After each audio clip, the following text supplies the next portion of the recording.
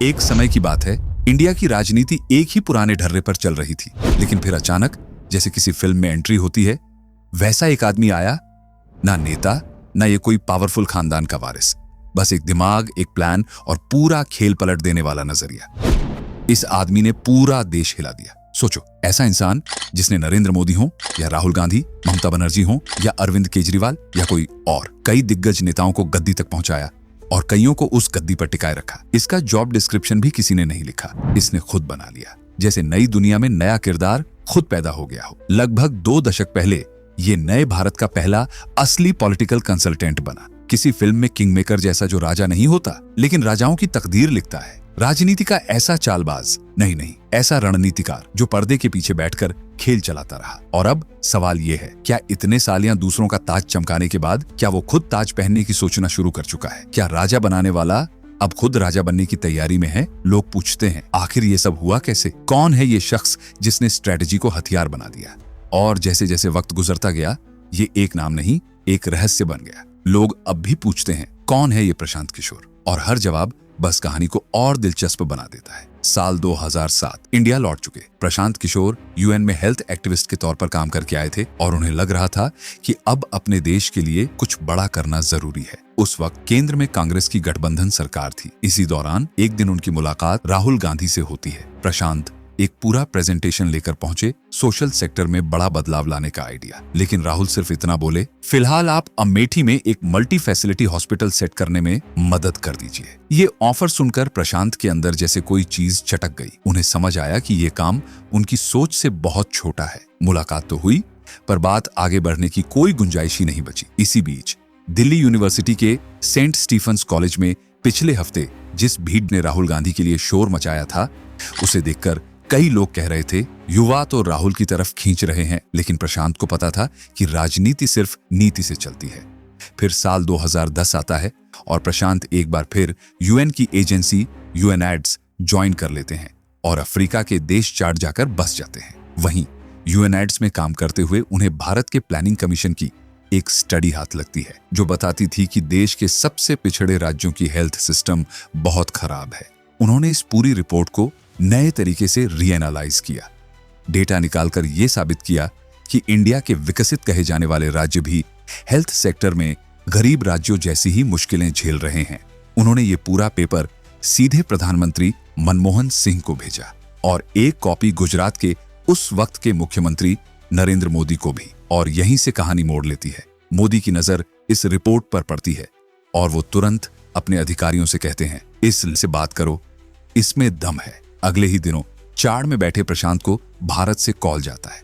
उन्हें social sector की नीतियों पर सलाह देने का ऑफर दिया जाता है। साल 2010 प्रशांत चार्ट से वापस दिल्ली आते हैं और वहां से सीधे गांधीनगर पहुंचते हैं मोदी से पहली मुलाकात के लिए। अगले साल गुजरात में चुनाव आने वाले थे। मोदी को किसी ऐसे इंसान की तलाश थी जो कैंपेन को मॉडर्न टूल्स से बदल सके, और उन्हें यह शख्स मिल चुका था। प्रशांत तुरंत काम में लग गए। साल 2012 के दिसंबर में होने वाले विधानसभा चुनावों से पहले उन्होंने एक ऐसा आइडिया रखा जो इंडिया की राजनीति में पहले कभी नहीं देखा गया था, 3D टेलीकास्ट। अब मोदी एक ही वक्त में अलग अलग जगहों पर लाइव नजर आ सकते थे। रविवार की शाम मोदी ने पहली बार 3D टेक से भाषण दिया और ये चीज रातों रात चर्चा में आ गई। बाकी नेताओं के मुकाबले ये टेक्नोलॉजी मोदी को एकदम अलग कर रही थी। इलेक्शन खत्म होते हैं और नरेंद्र मोदी तीसरी बार गुजरात के मुख्यमंत्री बन जाते हैं। पर्दे के पीछे ये पूरा गेम प्लान तैयार करने वाला दिमाग प्रशांत किशोर का ही था। गुजरात की जीत के बाद प्रशांत का ऑफिस सीधे मोदी के सरकारी आवास की ऊपर वाली मंजिल पर सेट कर दिया जाता है। साल 2013 प्रशांत CAG citizens for accountable governance नाम की टीम बनाते हैं, जिसका काम था मोदी के लिए अलग अलग तरह के कैंपेन तैयार करना। गुजरात चुनाव में 3D टेलीकास्ट तो बस ट्रेलर था। लोकसभा चुनाव आने वाले थे। अब पूरी फिल्म रिलीज होनी थी। मोदी दिल्ली के हर छोटे बड़े मोहल्लों में ऐसे नजर आने लगे मानो उनके कई क्लोन घूम रहे हों। 3D होलोग्राम के जरिए उन्हें 100 शहरों में एक साथ दिखाया जा रहा था। स्पेशल कंटेनर वैन गांव गांव घूमकर मोदी के भाषण दिखाते। और फिर आता है असली मास्टर स्ट्रोक, मोदी का चाय वाला नैरेटिव। ये लाइन पहली बार एक कैंपेन मीटिंग में गूंजी। हमने चाय बेची है इसका गर्व है, लेकिन हमने देश बेचने का पाप नहीं किया।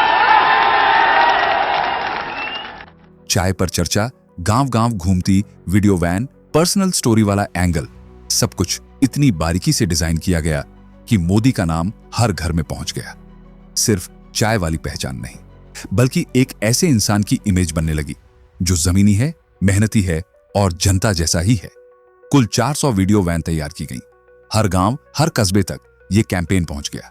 हर रणनीति के पीछे एक ही शख्स था, प्रशांत किशोर। गांधीनगर में जब भी मोदी होते, प्रशांत सीधे उनके घर की ऊपर वाली मंजिल में जाकर टिक जाते। और जब बाद में नीतीश कुमार के साथ काम करने आए तो वही पैटर्न। इस बार उनका बेस कैंप बन गया नीतीश का घर। इसी नजदीकी ने प्रशांत को मोदी कैंप का सबसे प्रभावशाली आदमी बना दिया। लेकिन दिल्ली की राजनीति में हर रिश्ते की अपनी कीमत होती है और हर पावर के साथ जलन भी आती है। बीजेपी के कई बढ़े चेहरे इस बात से सहज नहीं थे, खास तौर पर अमित शाह। खबरों के मुताबिक लोकसभा चुनाव में मोदी की ऐतिहासिक जीत के बाद अमित शाह ने प्रशांत को धीरे धीरे किनारे कर देना शुरू कर दिया था। 2014 में जब मोदी प्रधानमंत्री बने, प्रशांत को पूरा भरोसा था कि उन्हें दिल्ली में किसी बड़े पॉलिसी रोल में लगाया जाएगा। इसी उम्मीद में उन्होंने CAG को बंद कर दिया और IPAC की नींव रखी, एक ऐसा प्लेटफॉर्म जिसे सीधे प्रधानमंत्री को रिपोर्ट करना था। प्रशांत मान रहे थे कि अब वे विकास, इंफ्रास्ट्रक्चर और पब्लिक पॉलिसी का बड़ा हिस्सा संभालेंगे, लेकिन बीजेपी के भीतर इसे अच्छा नहीं माना गया। सवाल उठने लगे, क्या ये लड़का खुद का एक अलग पावर सेंटर बना रहा है? कई महीने गुजर गए, पर प्रशांत को कोई बड़ा रोल नहीं मिला। धीरे धीरे उनका सब्र टूटने लगा। प्राइवेट बातचीतों में वे कहने लगे, मोदी हमारी उम्मीदों पर खरे नहीं उतरे, सरकार अपने वादों से भटक रही है। प्रशांत को लगता था कि 2014 की जीत में उनकी स्ट्रैटेजी की अहम भूमिका थी और इसका क्रेडिट दिया जाना चाहिए। लेकिन बीजेपी की राय बिल्कुल अलग थी। उनका तर्क था, यह जीत पार्टी के संगठन और मोदी की छवि से हुई है। कोई कंसल्टेंट पार्टी से ऊपर नहीं हो सकता। बीजेपी नेताओं के बीच तो एक लाइन तक चलती थी, प्रशांत एक दुकानदार हैं, पेमेंट मिल गया, काम खत्म। लोकसभा चुनाव के बाद हरियाणा, महाराष्ट्र और झारखंड जैसे राज्यों में बीजेपी ने लगातार जीत दर्ज की। इन चुनावों में प्रशांत का कोई रोल नहीं था, फिर भी पार्टी शानदार प्रदर्शन करती रही। इससे यह धारणा और पक्की हो गई, 2014 की जीत प्रशांत की वजह से नहीं, बल्कि मोदी की वजह से थी। कुछ महीनों बाद प्रशांत एक बार फिर प्रधानमंत्री मोदी से मिलने पहुंचे, लेकिन इस बार मोदी ने साफ कहा, अब सब कुछ अमित शाह देखते हैं, उनसे बात करो। प्रशांत अमित शाह के पास गए, लेकिन शाह ने उन्हें किसी भी अहम जिम्मेदारी से साफ मना कर दिया। यहीं से प्रशांत और बीजेपी की राहें अलग हो गईं और इसी मोड़ से शुरू होती है एक ठंडी पर बेहद तेज राइवलरी, प्रशांत किशोर बनाम अमित शाह। अमित शाह को राजनीतिक तौर पर जवाब देने के लिए प्रशांत सीधे पहुंचे उस कैंप में जो मोदी शाह की जोड़ी का सबसे बड़ा विरोधी था, नीतीश कुमार। दिसंबर 2014 दिल्ली में दोनों की पहली मुलाकात होती है। बैठते ही प्रशांत ने एक शर्त रख दी, अगर आप चाहते हैं कि मैं आपके साथ काम करूं तो जीतन राम मांझी को हटाकर खुद मुख्यमंत्री बनिए। नीतीश ने उस सलाह को तुरंत मान लिया और फरवरी 2015 में जीतन राम मांझी को हटाकर खुद फिर से बिहार के मुख्यमंत्री बन गए। राजभवन में शाम 5 बजे उन्होंने शपथ ली और बिहार की राजनीति एक नई दिशा में मुड़ गई। इधर प्रशांत ने भी IPAC को फिर से एक्टिव किया और 2015 के बिहार चुनावों की पूरी जिम्मेदारी अपने हाथ में ले ली। जैसे गुजरात में मोदी के घर से रणनीति बनती थी, वैसे ही अब पटना में नीतीश का घर PK का वार रूम बन गया। ये चुनाव नीतीश कुमार के लिए अग्नि परीक्षा से कम नहीं थे। लोकसभा चुनाव में उन्हें महज 2 सीटें मिली थीं, जबकि उसके पहले वे 20 सीटों पर जीते थे। मोदी की ताकत से निपटने के लिए नीतीश ने अपना सबसे अनोखा दांव चला। अपने ही पुराने विरोधियों लालू यादव की RJD और कांग्रेस के साथ हाथ मिला लिया और इस तरह जन्म हुआ महागठबंधन। शुरुआत में प्रशांत किशोर को इस नए बने गठबंधन पर भरोसा नहीं था। उन्हें ऐसा लगता था कि लालू यादव कभी भी नीतीश कुमार को गठबंधन का नेता बनने से रोकेंगे। PK को शक था कि बात कहीं बीच में ही अटक न जाए, लेकिन उन्होंने एक चुपचाप रास्ता निकाला, सीधे सोनिया गांधी से संपर्क किया। उन्होंने सोनिया से कहा, अगर ये गठबंधन चलाना है तो लालू जी को यही समझाना होगा कि चेहरा नीतीश ही हो। सोनिया गांधी ने बात को गंभीरता से लिया और लालू यादव को मनाया। कुछ ही दिन बाद लालू ने खुलकर कह दिया कि मुख्यमंत्री चेहरा नीतीश कुमार ही होंगे। पीके को यह कदम लालू की एकदम परिपक्व राजनीति लगा और उनके मन में गठबंधन को लेकर जो संदेह था वो मिट गया। चुनाव के दौरान पीके ने लालू और नीतीश के बीच मैसेजरी का काम भी संभाला। सीटों का बंटवारा हो, चुनावी रणनीति हो या भीतरी मनमुटाव, हर जगह पीके एक पुल की तरह काम करते रहे। फिर आया 2015 का चुनाव। महागठबंधन को जबरदस्त जीत मिली और पटना की हवा में एक ही नाम गूंजा, नीतीश के पीछे असली दिमाग प्रशांत किशोर। ये जीत सिर्फ बीजेपी की हार नहीं थी, ये सीधी चोट अमित शाह पर थी। नीतीश ने सरकार बनते ही जनवरी 2016 में पीके को अपना सलाहकार बना दिया और सीधा कैबिनेट रैंक दे दिया। उन्हें बिहार डेवलपमेंट मिशन के जरिए राज्य की नीतियों पर काम करने की जिम्मेदारी मिली। अब पीके सिर्फ बिहार नहीं, पूरे देश की राजनीति में एक बड़े स्ट्रेटजिस्ट की तरह देखे जाने लगे। उन्होंने अपना फोकस कांग्रेस पर सेट किया क्योंकि वो बचे हुए सबसे बड़े विरोधी थे बीजेपी के। गांधी परिवार भी बिहार में पीके के काम से प्रभावित था, इसलिए उन्हें 2017 के पंजाब और उत्तर प्रदेश चुनावों की स्ट्रेटजी सौंप दी गई। पीके का विश्लेषण साफ था, यूपी में तभी वापसी हो सकती है जब दलित, मुस्लिम और ब्राह्मण तीनों खेमों का भरोसा एक साथ मिले। इसके लिए उन्होंने सुझाव दिया कि प्रियंका गांधी को यूपी का चेहरा बनाया जाए, लेकिन प्रियंका उस वक्त तक राजनीति में एक्टिव नहीं थी। गांधी परिवार फैसले को टालता रहा। आखिरकार कांग्रेस ने प्रियंका की जगह शीला दीक्षित को मुख्यमंत्री चेहरा बना दिया। ये पीके की सलाह के बिल्कुल खिलाफ था। शीला दीक्षित ने भी पीके को ज्यादा महत्व नहीं दिया। उन्हें लगता था कि कांग्रेस में असली ताकत गुलाम नबी आजाद के पास है, पीके के पास नहीं। पीके ने प्रमोद तिवारी को यूपी कांग्रेस का प्रमुख बनाने की सलाह दी, लेकिन पार्टी ने इसे भी नजरअंदाज कर दिया और राज बब्बर को कमान दे दी। इन सारी रुकावटों के बावजूद पीके पीछे नहीं हटे। उन्होंने चाय पर चर्चा की तर्ज पर खाट सभा का आइडिया लॉन्च किया, जहां राहुल गांधी चारपाई पर बैठकर किसानों से बातचीत करते। मकसद था किसानों के बीच कांग्रेस के लिए थोड़ी जमीन तैयार करना। लेकिन देवरिया में जो हुआ उसने सब कुछ उलट दिया। सभा खत्म होने के बाद लोग चारपाइयां उठाकर भागने लगे। अगले दिन हेडलाइन थी, राहुल गांधी आए खाट सभा में और चले भी गए, लेकिन उनकी खटिया खड़ी हो गई है। यहाँ जो लोग आए थे वो खाट लेकर निकल पड़े। अब जहां जहां खाट सभा होती, लोग उम्मीद में आते कि सभा के बाद खाट मुफ्त में मिल जाएगी। ये नजारा कांग्रेस और पीके दोनों के लिए शर्मनाक था। उधर कांग्रेस के पुराने नेता पीके से इनसिक्योर होने लगे थे। पीके न तो अहमद पटेल में कोई खास भूमिका देखते थे, न गुलाम नबी आजाद में, लेकिन ये दोनों नेता सोनिया गांधी के बेहद करीबी थे। इन लोगों ने सोनिया के मन में पीके को लेकर शंका डालनी शुरू कर दी। एक और वजह थी, पीके की खुद की कोई स्थायी विचारधारा नहीं थी। कभी वे दाहिने पंथ की पार्टी बीजेपी के लिए काम करते थे, तो कभी समाजवादी नीतीश के लिए। कांग्रेस को लगता था कि ऐसे व्यक्ति पर भरोसा करना मुश्किल है जिसका कोई स्थायी राजनीतिक पक्ष ही न हो। प्रशांत किशोर ने कांग्रेस को एक नया ढांचा देने के लिए पूरा ब्लूप्रिंट बनाया था, पार्टी की नस नस बदल देने वाला प्लान। लेकिन कांग्रेस के भीतर की पुरानी खींचतान, गुटबाजी और अंदर की खामोश लड़ाइयों ने उस प्लान को शुरू होने से पहले ही दफन कर दिया। टीम मीटिंग में पीके ने एक बार तल्ख लहजे में कहा भी था, agree and then they don't implement. It has never happened before to us. So this was the Congress party not implementing your plans. यानी साफ था, कांग्रेस ने पीके की मेहनत को फाइलों में दबा दिया। जब प्लान ए बर्बाद हो गया, पीके ने तुरंत ही प्लान बी पर स्विच किया। उन्होंने कांग्रेस को समाजवादी पार्टी के साथ गठबंधन करने और चुनाव अखिलेश यादव की लीडरशिप में लड़ने के लिए राजी कर लिया। गठबंधन बनते ही पीके ने राहुल अखिलेश की जोड़ी को एक ब्रांड बनाना शुरू कर दिया। कैंपेन का नारा बना, यूपी के लड़के। इसमें मकसद था स्थानीय बनाम बाहरी की बहस खड़ी करना, ताकि मोदी शाह को यूपी में बाहरी दिखाया जा सके। यूपी के मुख्यमंत्री अखिलेश यादव और कांग्रेस उपाध्यक्ष राहुल गांधी एक साथ एक ही मंच पर नजर आएंगे। दोनों दलों के बीच गठबंधन होने के बाद ये पहला मौका है। लेकिन नतीजे बर्फ की तरह ठंडे निकले। 403 में से कांग्रेस को सिर्फ 7 सीटें मिली, यानी पूरा अभियान धराशायी। हालांकि पंजाब में कांग्रेस की जीत हुई, लेकिन वह जीत पीके की रणनीति से ज्यादा कैप्टन अमरिंदर सिंह के व्यक्तित्व और 10 साल की एंटी इनकम्बेंसी की वजह से आई। यूपी की हार ने पीके के करियर पर एक गहरा निशान छोड़ दिया। लोगों ने कहना शुरू कर दिया, जहां प्रोडक्ट तैयार हो, जैसे मोदी या नीतीश, वहां पीके कमाल कर देते हैं, लेकिन जहां पार्टी को जमीन से उठाना पड़े वहां उनका जादू नहीं चलता। उधर जुलाई 2017 में नीतीश ने अचानक महागठबंधन छोड़कर बीजेपी से हाथ मिला लिया और इसके साथ ही पीके का सलाहकार कार्यकाल भी खत्म हो गया।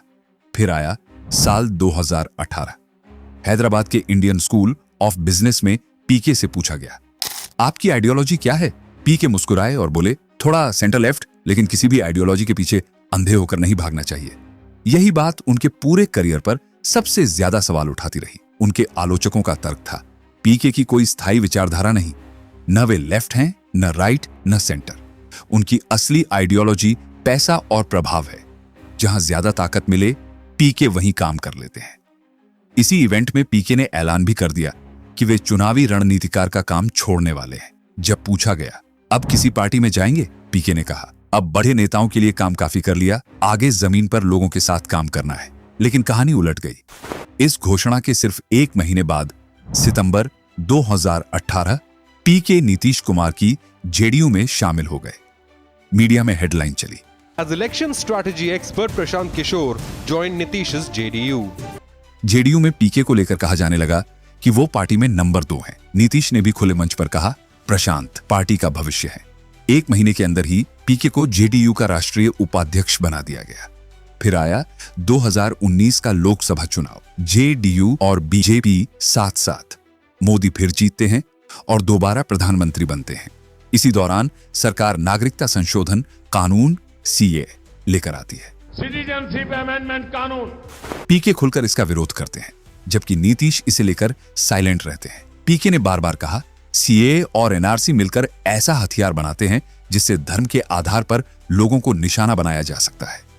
पीके ने नीतीश को चिट्ठी भी लिखी, अपना स्टैंड साफ कीजिए, लोग आपसे जवाब चाहते हैं।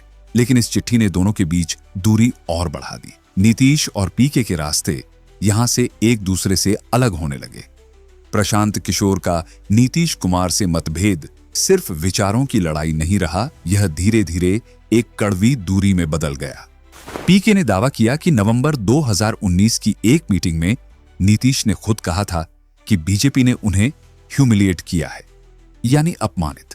पीके के मुताबिक उसी दिन उन्हें समझ आया कि दोनों के बीच की खाई अब छोटी नहीं रही। फिर आया जनवरी 2020। नीतीश कुमार ने आधिकारिक तौर पर प्रशांत किशोर को पार्टी से बाहर कर दिया। खबरें चली, बिहार से ये खबर है, जेडीयू ने जनता दल यूनाइटेड नीतीश कुमार की पार्टी, नीतीश ने प्रशांत किशोर और पवन वर्मा को पार्टी से बाहर का रास्ता दिखा दिया है। पीके ने बाहर आते ही कहा, नीतीश मेरे लिए पिता जैसे रहे हैं, उन्होंने हमेशा मुझे बेटे की तरह रखा। उनके फैसले की मैं आलोचना नहीं करूंगा, लेकिन बीजेपी के साथ जाने के उनके निर्णय पर मेरे सवाल कायम हैं। पीके ने यह भी आरोप लगाया, नीतीश खुद कहते रहे कि वे गांधी, जेपी और लोहिया के रास्ते को नहीं छोड़ेंगे, पर अब उन्हीं मूल्यों के खिलाफ खड़ी विचारधाराओं के साथ सरकार चला रहे हैं। नीतीश जी हमेशा ये कहते रहे हैं कि गांधी, जेपी और लोहिया, इन 3 को और इनकी बताई हुई बातों को हम नहीं छोड़ सकते। मेरे मन में ये जो दुविधा रही है कि आप गोडसे के साथ खड़े हुए लोग या गोडसे की विचारधारा को सहमति देने वाले लोग, उनके साथ भी कैसे खड़े हो सकते हैं। विडंबना यह कि कुछ वक्त बाद पीके ने उसी मनीष कश्यप को मुस्कुराते हुए अपनी टीम में शामिल कर लिया, जो गोडसे को मानता था और गांधी के खिलाफ बयान देता था। इससे पीके पर दोहरी सोच के आरोप और तेज हो गए। जवाब में नीतीश कुमार भी पीछे नहीं हटे। उन्होंने खुलेआम कहा, पीके बीजेपी और अमित शाह के ही आदमी हैं। अमित शाह ने ही 2 बार फोन कर कहा था, इन्हें पार्टी में ले लीजिए। अब वो आया कैसे भाई? हमको अमित शाह जी कहे ज्वाइन करें। पीके ने इन दावों को झूठ बताया और नीतीश पर गलत बयान देने का आरोप लगाया। इसी दौरान 2020 में पीके ने एक बार फिर कांग्रेस से संपर्क किया। उन्होंने कहा कि 2024 के लोकसभा चुनाव के लिए उनके पास एक लंबी रणनीति है, लेकिन इस बार बातचीत आगे नहीं बढ़ सकी। कांग्रेस फिर हिचकिचा गई। फिर आया 2021 का इतिहास बदलने वाला बंगाल चुनाव। पीके ने ममता बनर्जी की टीएमसी का मोर्चा संभाल लिया। पीके का आत्मविश्वास इस कदर था कि चुनाव से 4 महीने पहले ही उन्होंने ट्वीट कर दिया, मीडिया कितना भी माहौल बना ले, बीजेपी बंगाल में 2 अंकों से ऊपर नहीं जाएगी। अगर गई तो मैं राजनीति छोड़ दूंगा। चुनाव नतीजे आए, बीजेपी 77 सीटों पर रुक गई, 100 से बहुत नीचे। पीके की भविष्यवाणी फिर सही निकली। इस जीत के बाद पीके दोबारा कांग्रेस के करीब आने लगे। राहुल और प्रियंका के साथ उनकी 4 मीटिंग हुई। इसी बीच मार्च 2021 में पीके को पंजाब के मुख्यमंत्री कैप्टन अमरिंदर सिंह का प्रिंसिपल एडवाइजर बनाया गया। हालांकि पीके ने यह पद ज्वाइन नहीं किया और कुछ महीनों बाद अगस्त में इस्तीफा दे दिया। माहौल बन चुका था कि पीके अब कांग्रेस ज्वाइन करेंगे। मीडिया की हेडलाइन थी, The Prashant Kishore meeting with the Gandhis was not just business as usual about state elections, but about PK playing some kind of bigger role. लेकिन कहानी पलट गई। कांग्रेस के साथ बातचीत के बीच ही पीके गोवा चुनाव में टीएमसी की मदद करने पहुंच गए। वहीं एक प्राइवेट मीटिंग का वीडियो लीक हो गया और देश भर में बवाल मच गया। वीडियो में पीके कह रहे थे, जीत हार अपनी जगह है, लेकिन बीजेपी अगले कई दशकों तक भारतीय राजनीति का मुख्य केंद्र रहेगी, जैसे आजादी के बाद 40 साल कांग्रेस रही थी। उन्होंने आगे कहा, लोग ये सोच रहे हैं कि नाराजगी बढ़ी है इसलिए मोदी हट जाएंगे। ये गलत धारणा है। भले मोदी जाएं, बीजेपी कहीं नहीं जाने वाली।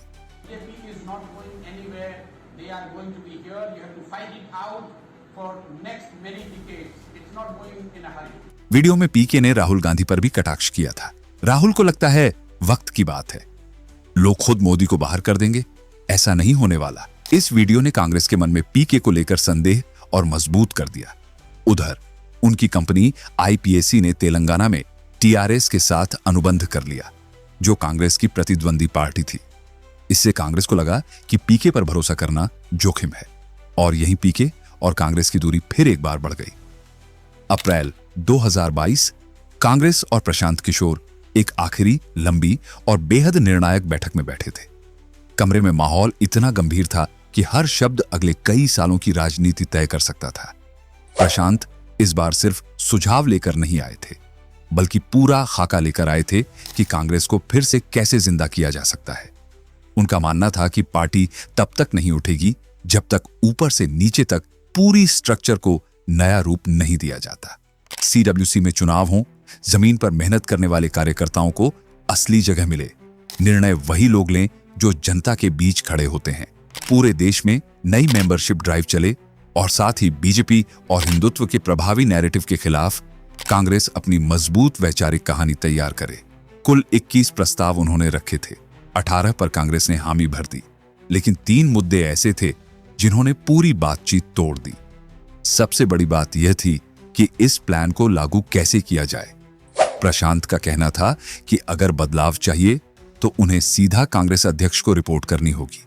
किसी भी आंतरिक राजनीति किसी गुट या किसी पुराने ढांचे में बंधकर काम नहीं हो सकता। लेकिन कांग्रेस नेतृत्व उन्हें फ्री हैंड देने को तैयार नहीं था। वे चाहते थे कि प्रशांत एम्पावर्ड एक्शन ग्रुप में शामिल हों, एक ऐसी बॉडी जिसमें वे बस एक सदस्य की तरह होंगे, फैसले लेने वाले नहीं। यहीं से बातचीत अटक गई और अंत में रुक गई। Prashant Kishore, of course, wanted full control of the Congress before 2024, but the Congress instead had just offered him a seat on this empowered group that they had announced yesterday. Congress से रास्ता अलग होते ही प्रशांत ने घोषणा कर दी कि अब वे जनता के बीच जाकर असली मुद्दों को समझेंगे। 2 अक्टूबर 2022 को उन्होंने अपनी जन स्वराज यात्रा का ऐलान कर दिया, एक ऐसी यात्रा जो लगभग 665 दिनों तक चली और जिसमें वे बिहार के हजारों गांवों में पैदल घूमे। इस दौरान उनकी सभाओं में सवाल सीधे और साफ होते थे। बिहार में जो स्थिति है बदलना चाहिए कि नहीं, आवाज उठाकर बोलिए। प्रशांत पूरी तरह अपनी पदयात्रा में लगे थे, लेकिन 2024 के लोकसभा चुनावों के वक्त अचानक एक दिन वे मीडिया के सामने आए और बेहद आत्मविश्वास के साथ ऐसा दावा किया जिसने सबको चौंका दिया। उन्होंने कहा, जो पिछले लोकसभा में, आउटगोइंग लोकसभा में 303 का था, वही नंबर या उससे कुछ बेहतर होगा, उससे खराब नहीं होगा, ऐसा मुझे लगता है। उनका तर्क था कि किसी भी शक्तिशाली सरकार को गिराने के लिए जनता के भीतर बहुत बड़ा गुस्सा चाहिए और देश में ऐसा गुस्सा दिखाई नहीं दे रहा। यही नहीं, उन्होंने पश्चिम बंगाल को लेकर भी कहा, in all likelihood, to my mind, BJP is going to emerge as number 1 party in West Bengal, in Lok Sabha. यह बयान इतना अप्रत्याशित था कि राजनीति के बड़े बड़े चेहरे भी हैरान रह गए। वहीं दूसरी तरफ योगेंद्र यादव जैसे नाम कह रहे थे कि बीजेपी 260 से ऊपर नहीं जाएगी। इससे सवाल और तेज हो गए। पीके इतने भरोसे के साथ ऐसा क्यों कह रहे हैं? क्या वह किसी बड़े नैरेटिव का हिस्सा हैं? क्या वे फिर एक बार उस पुराने मास्टर मोदी के लिए माहौल बनाने की कोशिश कर रहे हैं? विरोधियों ने खुलकर आरोप लगाया कि बीजेपी चुनाव हार रही है और इसलिए पीके को मैदान में उतारा गया है ताकि माहौल उलट दिया जाए। अब कहानी इस मोड़ पर पहुंच चुकी थी जहां हर बयान के पीछे इरादे तलाशे जाने लगे थे और प्रशांत किशोर फिर से भारतीय राजनीति के सबसे रहस्यमय किरदार की तरह उभरने लगे। प्रशांत किशोर की राजनीति हमेशा विवादों, आरोपों और रहस्यों की छाया से घिरी रही है। जब उनकी जन सुराज यात्रा शुरू हुई तभी सवाल उठने लगे, यह यात्रा आखिर चल कैसे रही है? इतनी बड़ी टीम, इतना लंबा रास्ता, इतने महीने, इसका खर्च कहां से आ रहा है? कुछ विरोधियों ने तंज कस दिया कि पीके को तो मैदान में उतारा ही गया है, जैसे किसी अदृश्य ताकत ने उन्हें धक्का दिया हो। यही नहीं, कई लोग यह तक कहने लगे कि उनकी यात्रा को किसी छिपे हुए रणनीतिक फंड का सहारा है। कुछ ने आरोप लगाया कि उन्हें बीजेपी की तरफ से सपोर्ट मिल रहा है और वे उन्हीं की विचारधारा को आगे बढ़ाते हैं। इसी माहौल में एक दिन पत्रकार करण थापर ने इंटरव्यू में उनसे सवाल पूछ लिया, आपने 2022 में कहा था कि हिमाचल में कांग्रेस बुरी तरह हारेगी, लेकिन कांग्रेस जीत गई। क्या आप अपना बयान याद करते हैं? प्रशांत अचानक तपाक से बोले, अगर मैंने ऐसा कहा है तो आप वीडियो दिखाइए, मैं आज ही जो कर रहा हूं वो छोड़ दूंगा। करण ने कई न्यूज रिपोर्ट दिखाई, लेकिन पीके ने सबको यह कहकर काट दिया कि अखबार कुछ भी छाप देते हैं। Because in May 2022, you predicted that Congress would be routed in Himachal. It won. In September 2023, yes, you're on record. Wait, where? You're on record. We've got it. No, but this is your last time also. You are always trying to create a hypothesis and trying to put it on the guest side. No, I'm not creating a hypothesis. Show me a video, Karan. Now it's because you have said it something. Yes, absolutely. You're not dealing with some spokesperson of a party. If you show me a video of me telling that Congress will be routed in Himachal, a video in May 2022. Hear me out. If you show me, I will quit the job, or you apologize publicly on the camera. Prashant Kishore has said that Congress will have to be a video. Yes. Why can't it be something to say to a newspaper? I don't know. Newspaper can write anything. You can write anything. Show me where I've said this. हालांकि 20 मई 2022 का उनका खुद का tweet viral हो गया, जिसमें साफ लिखा था कि हिमाचल में कांग्रेस हारेगी, लेकिन पी के पीछे हटने वालों में से नहीं थे। इंटरव्यू के बाद जब सोशल मीडिया पर उनकी आलोचना बढ़ी तो उन्होंने ट्वीट किया, जो लोग मेरे चुनावी आकलन से परेशान हैं, 4 जून को अपने पास खूब पानी रखना, क्योंकि 4 जून 2024 को चुनाव नतीजे आने वाले थे। 1 जून आते आते लगभग हर एग्जिट पोल में एनडीए को 400 सीटें और बीजेपी को 350 से ऊपर दिखाया जाने लगा। इससे पीके के अंदर फिर वही पुराना आत्मविश्वास जाग उठा। उन्होंने कहा कि अगली बार राजनीतिक विश्लेषण किसी फर्जी पत्रकार, खाली बैठे नेता या सोशल मीडिया एक्सपर्ट से मत सुनना। उनके मुताबिक बीजेपी 303 के आसपास रहेगी या उससे बेहतर करेगी। लेकिन जब नतीजे आए, बीजेपी सिर्फ 240 पर रुक गई। पूर्ण बहुमत भी नहीं, गठबंधन से सरकार बनानी पड़ी। पीके की भविष्यवाणी पूरी तरह उलट गई। जहां बात 400 की चली थी, वहीं नतीजा 200 के आसपास आकर रुक गया। बंगाल को लेकर भी उन्होंने जो कहा था वह गलत साबित हुआ। वहां बीजेपी नंबर 1 तो दूर, अपनी पुरानी पोजीशन भी नहीं बचा सकी। सीटें घटकर 12 रह गईं। टीएमसी 29 पर पहुंच गई। पीके का बीजेपी नंबर 1 बनेगी वाला बयान हवा में तैरता रह गया। Lot of you would be surprised, but BJP will, in all likelihood, to my mind, BJP is going to emerge as number 1 party in West Bengal, in Lok Sabha. यही वजह थी कि फिर सवाल उठे, क्या प्रशांत किशोर की ग्राउंड पढ़ने की क्षमता कमजोर पड़ने लगी है, या क्या वे सच में किसी दूसरे पक्ष के लिए माहौल बनाने की कोशिश कर रहे थे? 2 अक्टूबर 2024 को पीके ने अपनी खुद की पार्टी लॉन्च कर दी, जन स्वराज पार्टी। गांधी जयंती के दिन लॉन्च करने का मतलब साफ था, एक प्रतीकात्मक संदेश। फिर 7 जुलाई 2025 को उन्होंने बिहार के विवादित चेहरे मनीष कश्यप को पार्टी में शामिल कर लिया। पीके ने मंच से कहा कि लोग मनीष कश्यप की भूमिका छोटी देख रहे हैं। मनीष कश्यप की भूमिका एमएलए बनने की नहीं है। मनीष कश्यप की भूमिका उससे बहुत बड़ी है, वो तो रास्ता है। लेकिन इंटरनेट पर मनीष के वीडियो घूम रहे थे, जहां वे गांधी की मौत पर जश्न जैसा बयान देते दिखते थे। मौत पे जो है हम लोग, गांधी के मौत पे हम लोग जश्न मनाते हैं। हम लोग वो डर खत्म, भारत खत्म। पीके की पार्टी भाईचारे की बात करती है, लेकिन मनीष के वीडियो मुस्लिमों के खिलाफ भड़काऊ लाइनें से भरे हुए थे। मिसाल के तौर पर, नमाज के बाद ही दंगे क्यों होते हैं? मस्जिद पर बुलडोजर क्यों नहीं रुकता? मुस्लिम अपराधी हो तो माफी, हिंदू बोले तो सजा। और दिसंबर 2024 का उनका ट्वीट, भारत का मुस्लिम कभी वफादार नहीं हो सकता। सवाल उठना लाजमी था। पीके की पार्टी भाईचारा दिखाती है, लेकिन उनके साथी की भाषा उलट क्यों है?